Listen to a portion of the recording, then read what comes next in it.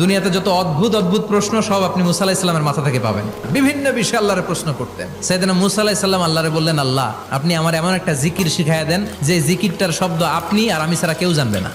দিনে রাতে সব সময় এই জিকির আমি করব, আপনারে ডাকবো, কিন্তু শর্ত হলো এই জিকিরটা জানবে শুধু আপনি আর জানবো শুধু আমি। আল্লাহ বললেন, মুসা পড়ো লা ইলাহা। মুসা আলাইহিস সালাম কয়, মাবুদ এটা তো জাতীয় জিকির, সবাই জানে। আমি তো চাইছি এক্সেলেন্ট একটা জিকির, কারো কাছে নাই, শুধু আমি জানবো আর আমি পড়বো।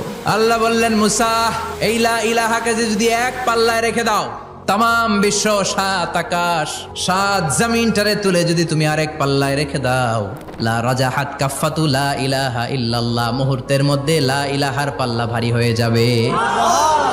ও মুসা, তুমি যতই এক্সক্লুসিভ জিকির চাও, লা ইলাহার চেয়ে দামি জিকির আমার কাছে নাই।